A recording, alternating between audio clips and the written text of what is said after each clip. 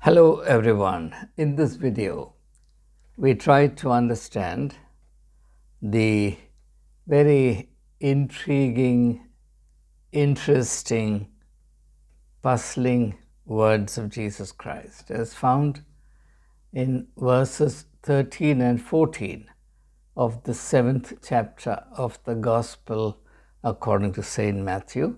Let me read that text. It's a text that puzzled me a lot.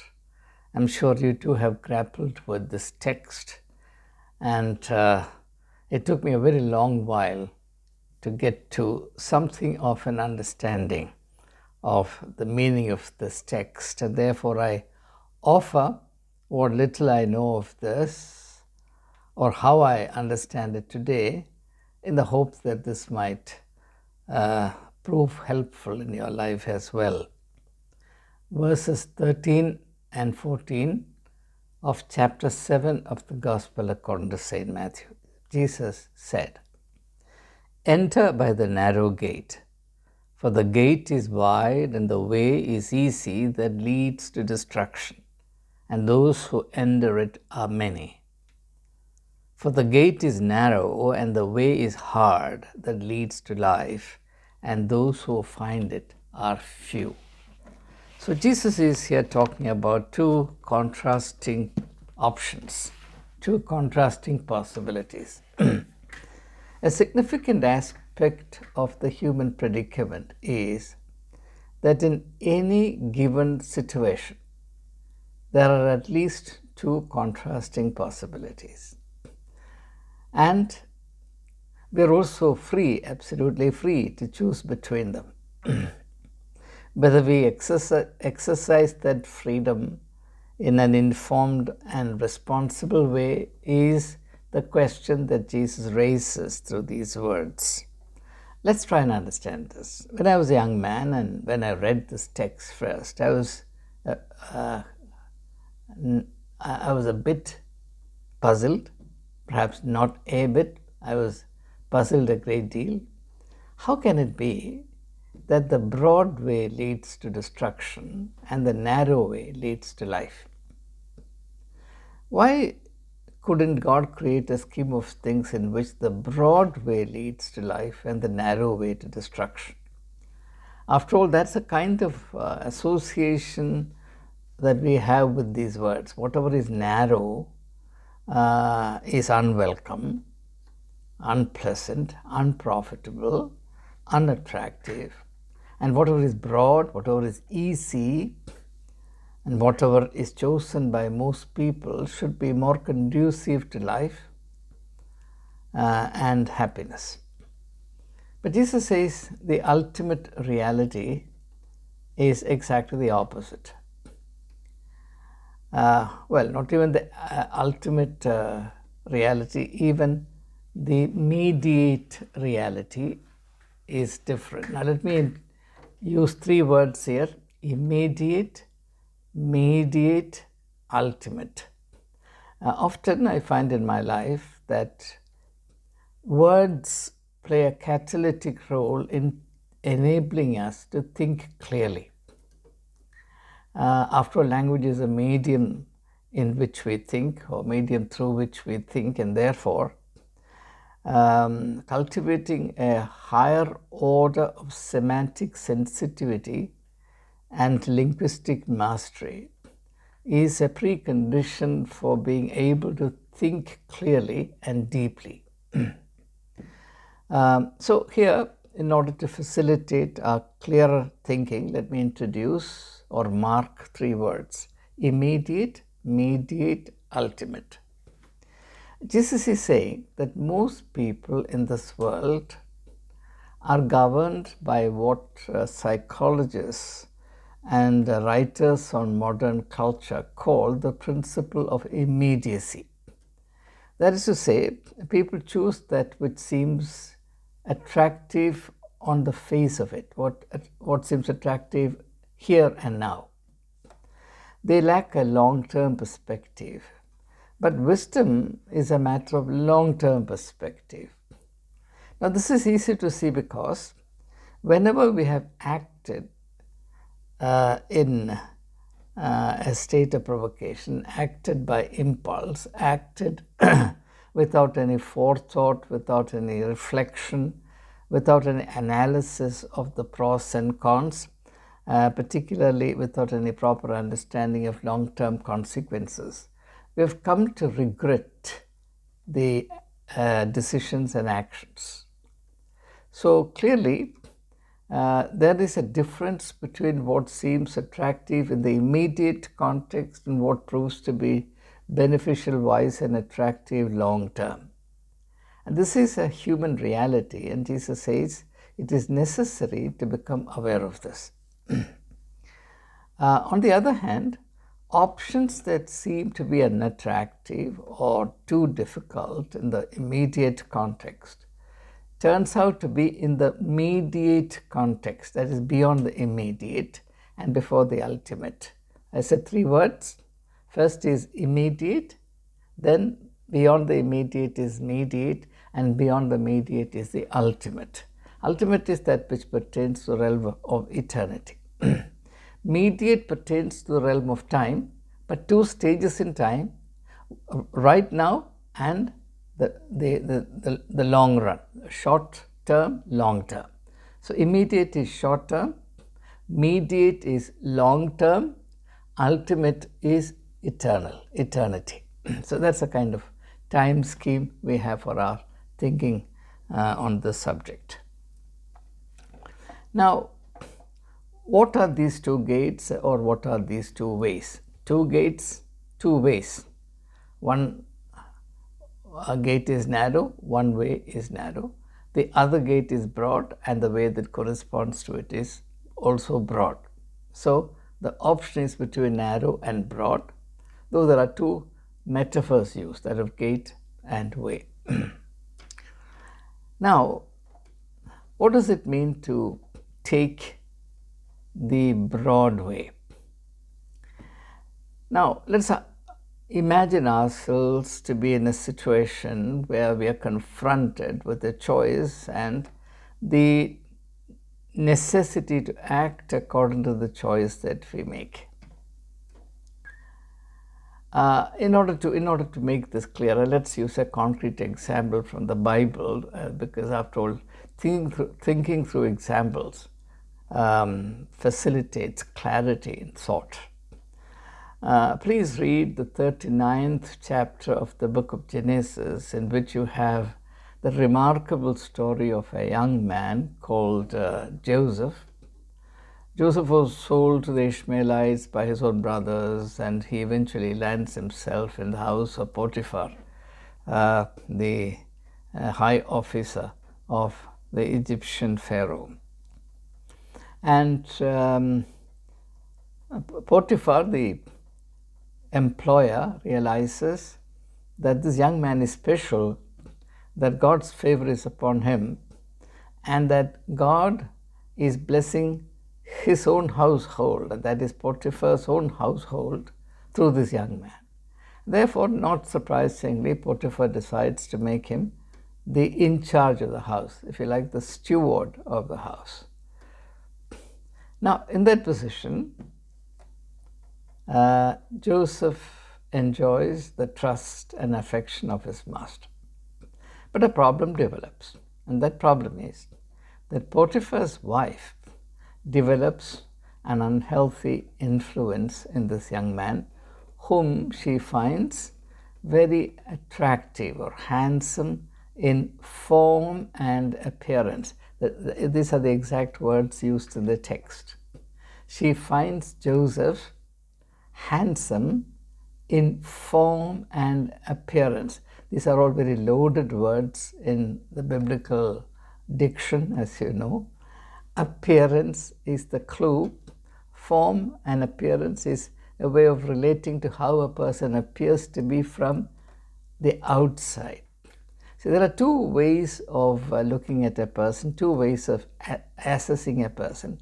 One is in terms of what he or she appears to be. The other is in terms of what he or she really is, and that is not only in terms of what the appearance suggests, but also in terms of what the inner person is, Now, there are, of course, people who are cynical about this inner reality. They would rather think that human personality is no more than a series, a kind of endless sequence or endless drift of public images without any substance hidden behind the facade. So personality is only a mask or a facade. There is no substance to it. But from a spiritual point of view, that view is not acceptable. On the other hand, from the spiritual point of view, the appearance is deceptive.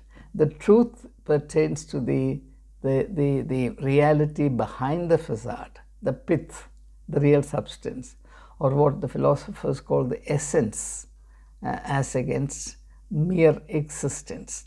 The essence as against mere existence. Now, if you don't mind, let me here make a reference to the German philosopher Immanuel Kant, who believed that it's impossible to know the real truth of the other person. Epistemological skepticism. You can only know an object or a person as that person appears to be for others. You can never know that person in terms of who he or she is for himself. The two possibilities: you are what you are for others, one. The second possibility is you are what you are in yourself. Kant says no one can understand, no one can know what this other person is in himself and for himself. You can only understand that person or know that person in terms of what he or she is for you. So there is a serious limitation to knowing the other person. And ᴊᴇ괱 also echoes this idea. He says that there is an irreducible heart of mystery in the core of a human being. Karl Jaspers and ᴊᴇ괱 both use more or less identical words. ᴊᴇ괱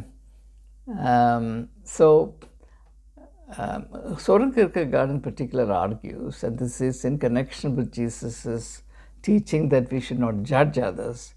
And Kierkegaard says that the reason why we should be extremely careful and circumspect and self-disciplined in judging others is that we can never see the other person clearly.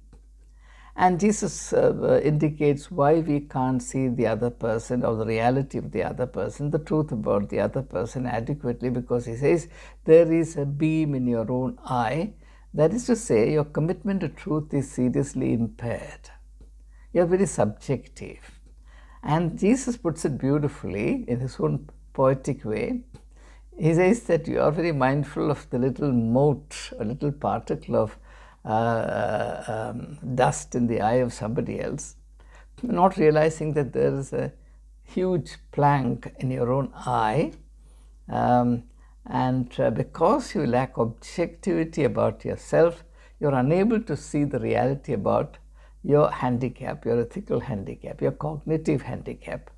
And therefore, you go on judging others. So this teaching is not that we should suspend all judgments.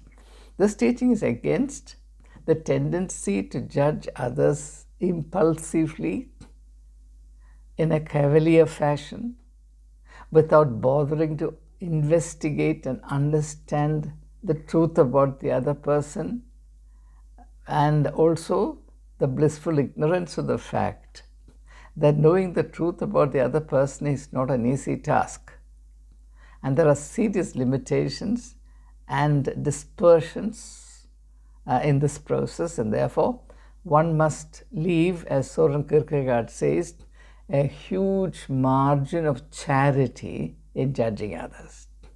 And in fact, I remember exactly the words that he uses. He says, be more objective in judging yourself and be more subjective in judging others, whereas the usual way is that a human being is more subjective in judging oneself and very objective in judging others, when you're subjective about your own flaws, demerits, and imperfections, you become unaware of them.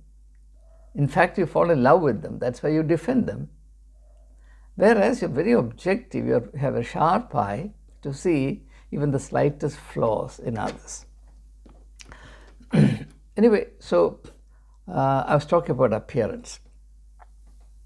Now, as far as Potiphar's wife is concerned, now notice that the man has a name, his wife does not have a name. This is not merely because of gender bias. This is because whenever the scriptures, whenever the Bible refuses to ascribe a name, it's because that particular instance is to be seen as a universal type. So here Potiphar's wife stands for a particular kind or category of people. She's a class, as it were. She's not just an isolated individual, she's a class. She represents a whole class of people. Shall we say women in affluent homes, or even women in homes where for husbands, family life is only a sideshow. I'm sure you're familiar with all these sociological, cultural patterns. They are good enough to be treated as independent subjects in themselves, but that's not my main focus in this video.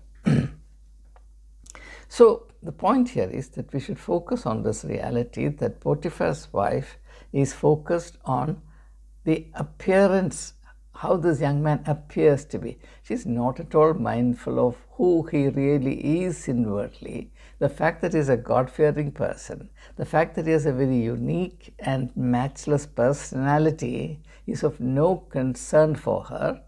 For her, here is a beautiful, handsome man who can be used as a sexual object. Sexual object. Now, this much background is necessary for me to enter into this distinction between the broad way and the narrow way.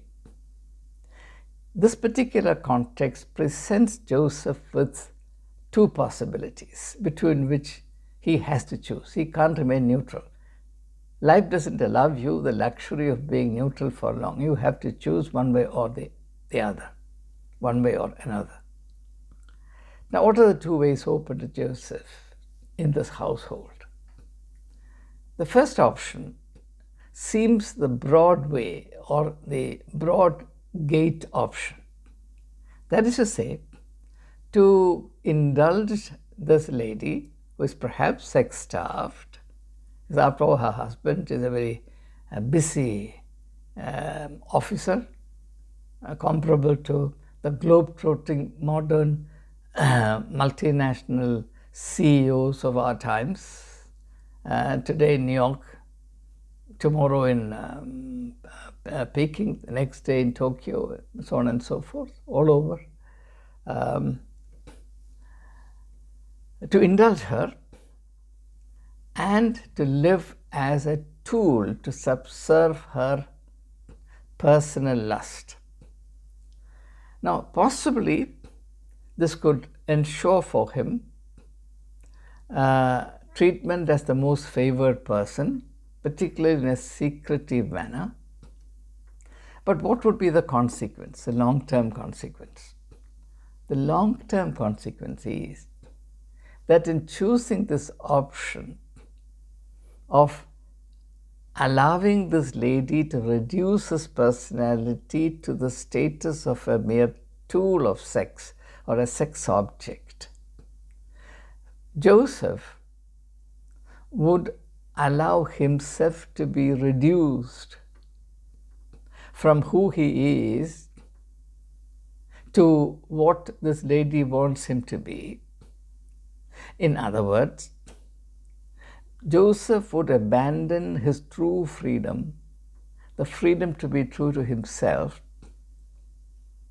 and to be able to play the kind of significant role that God had envisaged for him, of which at this point in time he might have had only a faint inkling, but he had an intuition of that sort. After all, it was God who made him such an amazing reader and interpreter of dreams.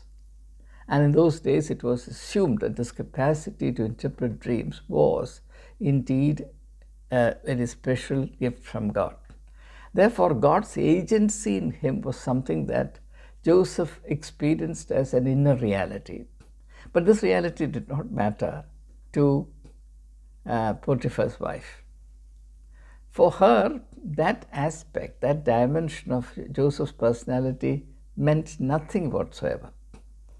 So, to be part of her scheme of things, in contradistinction to being within the scheme of God for Joseph, Joseph would be reducing his personality, degrading it, and in the process, doing serious harm to his self-respect. Because after all, this option entails a definite and inescapable consequence of self-degradation, which might offer some kind of trivial in the long term, trivial advantage of being favored by the lady in this particular manner, but it would rob him of the wealth of his personality, who he is. And thereafter, no matter what other advantages and favors this option would ensure for him, Joseph would have to live in a state of extreme chronic self-revulsion. And the entire role that was envisaged for him would be gone. And as the text would make clear, if you read this particular situation backwards from the time that Joseph gets elevated to be the number 2 in the country, the advisor and conscience keeper of Pharaoh, if you read the story backwards from that point into the present, then you will realize that his loss would have been terrible, terrible.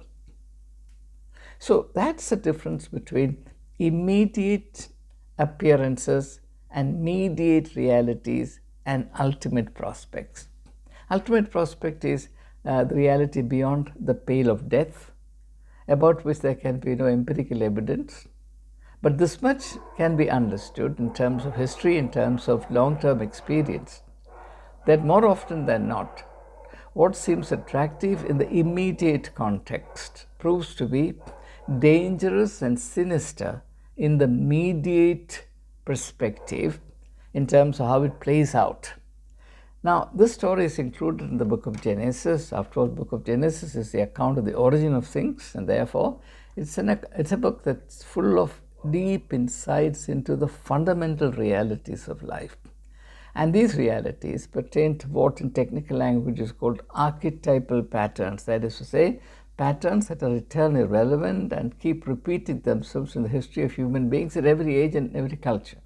Therefore, it pays to understand them very clearly, or as clearly as possible. And when Jesus talks about these two options, he is keeping the whole of the history, the historical existence of human beings, and giving us the distilled wisdom of choosing between these two contrary outlooks on life, these two contrary strategies for life, the immediate and the mediate. And as is evident from the story of Joseph and the wife of Potiphar, going by the impulse of immediacy hollows one's personality out from within, reduces oneself to a self-hating tool and instrument used at will by somebody else, to the necessary detriment to oneself, self-corruption, self-revulsion, the total loss or total destruction or corruption of one's personal worth, after which one's life becomes a living hell. Death is better than that. Once you lose your self-worth, your self-respect, once you realize that you are a hollow man, the words of T.S. Eliot, stuffed men, hollow men, life becomes a burden. Now, contrary to popular assumption, the real burden of life is not that you have a great deal of responsibilities to carry out. The unbearable burden of life is hollowness. It is the burden the paradoxical, backbreaking burden of hollowness or emptiness or meaninglessness that people cannot endure, cannot bear for long. That's why people whose life gets degraded also develop a craving to end their life. And that's one reason why suicide is assuming epidemic proportions all over the world. So, and so far as I'm addressing these reflections to young people all over the world, not exclusively young people, this is relevant to others as well, but it's acutely relevant to young people. Let me now make it very as simple and clear as I can. When we face any situation in life, and all situations enjoin upon us or force us to make choices and act upon those choices.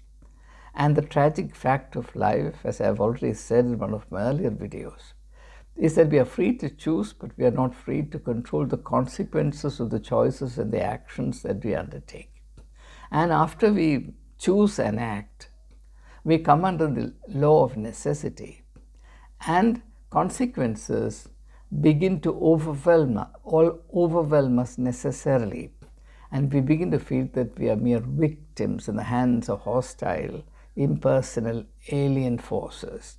I'm reminded of the words of a Greek dramatist who says, "As flies to wanton boys we are to the gods, they kill us for their sport." As flies to wanton gods means gods who do not care for you. As flies to wanton, W-O-N-T-N, as flies to wanton boys, you see, mischievous, uncaring boys catch hold of little flies, dragonfly, etc. When I was a young boy, I also did the same thing. I caught dragonflies, attached a sort of small, tiny thread to its tail and made it fly, and enjoyed the flight of the dragonfly. And now in retrospect, I realized that the dragonfly would have flown in misery. I wasn't aware of it, but I hugely enjoyed the fact that I was able to control the flight of the dragonfly. And you can see how this instinct to control is deeply embedded in fallen human nature. And all of us need to be aware of this, and we need to grow out of this terrible reality, this kind of residual deformation of human nature, which makes us disposed towards cruelty and sadism. So, when we act governed entirely by the principle of, or pulled by the power of immediacy, what seems to be immediately appropriate or desirable or profitable or pleasing, then we actually fail to do justice to ourselves. And after we've chosen and acted, the reality begins to dawn on us increasingly, and we come to regret what we have done. And Shakespeare deals with this theme in a most dramatic, profound, unforgettable manner in his tragedy titled Macbeth. Macbeth is one of the four major tragedies of Shakespeare. Macbeth acts in terms of what seemed to be very desirable at a particular point in time, though even at that time he had serious misgivings, and he is forced or prevailed upon by his wife, Lady Macbeth, to go and do the deed of dreadful note, namely killing his King Duncan in order to usurp his throne. He gains his goal, but his gain becomes his loss, his victory becomes his defeat, and his life is ruined because he succeeded. So that again illustrates the difference between the immediate gain and the mediate realities. Thoroughly illustrative of the truth of what Jesus says here, that broad is the gate and broad is the way that lead to damnation, and there are many who take it. Narrow is the gate, narrow is the way that leads to life, and few find it. This is a warning, this is a statement of historical truth, There's a reality, a universal reality from which nobody is exempted and nobody is safe. And therefore, it helps to be aware of this reality, not just in a theoretical academic fashion, but in an existential fashion, so that when we are in situations where we have to take decisions and act upon them, we operate not merely in terms of entering through the broad gate or walking along the broad way, but also the discipline of entering in at the narrow gate and taking the narrow way. What seems to be narrow will prove in the end to be the only way conducive to the health and wholeness of your person. Now, if you take the broad way, what happens is you progressively lose control over yourself. Jesus uses this insight in a very famous parable, as you know, the parable of the lost son. When he decided to walk out on his home, leave his father behind and go into the far country of unfettered freedom, he was acting, governed entirely by the principle of immediacy. And he acted in a state of very poor self-understanding. He did not understand himself. He understood only a part of himself, namely the craving for unfettered freedom. But freedom exists and must exist. If at all freedom can exist in a wholesome or healthy fashion, it must exist within the whole of the human personality. Freedom must be exercised in a wholesome fashion, that is to say, in which the whole of one's personality participates. And the whole of one's personality is not merely craving for unlimited freedom, unrealistic freedom, which is no different from license, which predisposes oneself to destruction and the wasting of one's self, the corruption of oneself, but also in terms of long-term perspective. And the consequences are portrayed there, and I don't have to recount textual details here. So look at the whole situation in terms of all of these references that we have come across so far. The reality stares us in the face that we need long-term wisdom. Unfortunately, this is a far more acute problem today because of a particular aspect of the modern culture, namely our culture, the culture in which we are growing up, is a culture of discontinuities. What do I mean by saying that modern culture is a culture of discontinuities? It's a culture in which traditional wisdom, which operated in terms of long-term perspectives, is discarded, and the principle of immediacy is exalted to be the ultimate. And this can actually lead far more people to ruin and regret than would have been otherwise the case. So we don't have the benefit of past generations' experiences because we are running so fast that we have no time to look backwards and find out how people sorted out their problems in times gone by. Today we live as though there was no past and as though history began with us. The accumulated wisdom, the wisdom of experience, the wisdom of history, the wisdom of the great thinkers and the sages, the seers of the past, we really discount. We attach no value to any of these things because we assume that we are living in a brave, bold world, which has sort of far outstripped the old, unfashionable, antiquarian phase of humanity. And what was relevant then is no longer relevant. The fact of the matter, as even more profound anthropological thinkers admit, that life has two structures, the deep structure and the superficial structure. The deep structure never changes. The deep structure of human life today is exactly as it was 5,000 years ago. That doesn't change.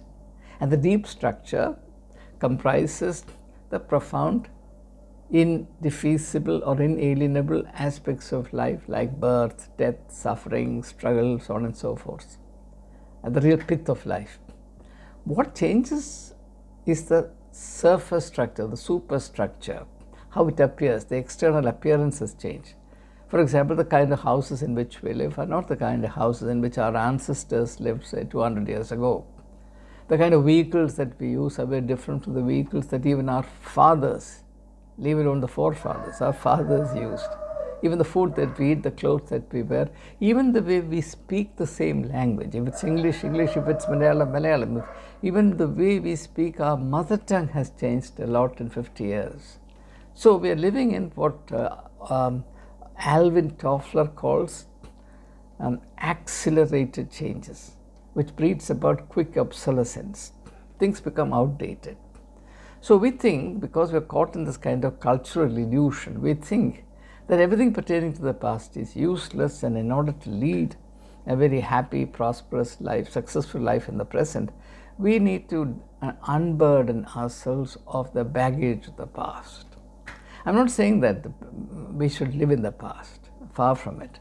I'm certainly saying that the accumulated experiential wisdom and witness of the past has tremendous value for everyone, for the simple reason that the deep structure of life remains the same.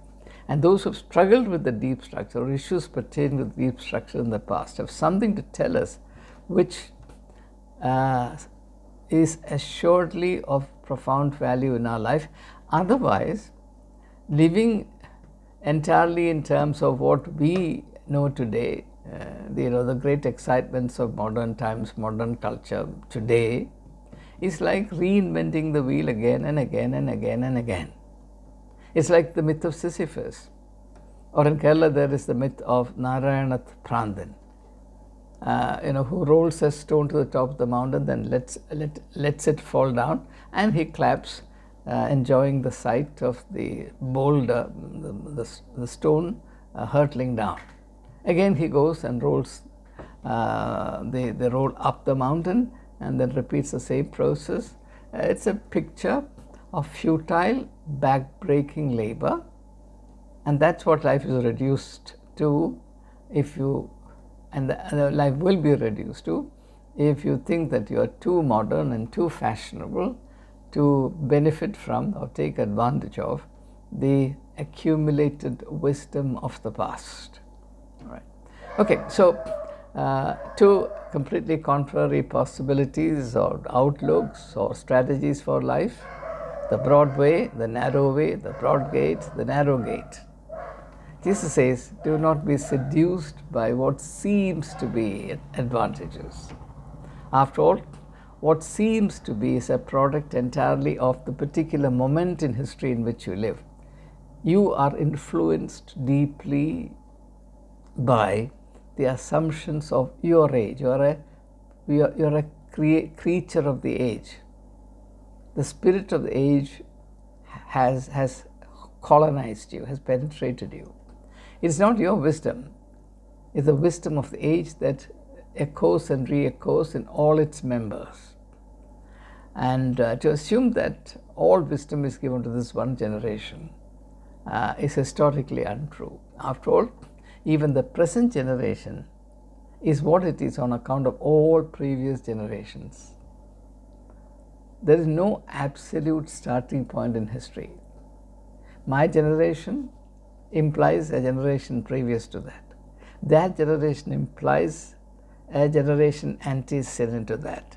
And the previous generation likewise goes on and on. You can stretch it back to the sort of indeterminate phase of history when we do not know how things began, or if you go by the biblical account, God created everything. All right. So the long and short of what we have considered so far is that Jesus' advice makes tremendous practical sense. I can only commend it to you, having seen it to a certain extent. I don't say that I've seen it all. No, not at all. I cannot presume, but I can certainly bear witness to the fact that the insight that Jesus provides here, an insight into the paradox of life, is immeasurably worthwhile, and that young people in particular need to take this very seriously and be guided by the light of his counsel. I wish you all the very best. Thank you.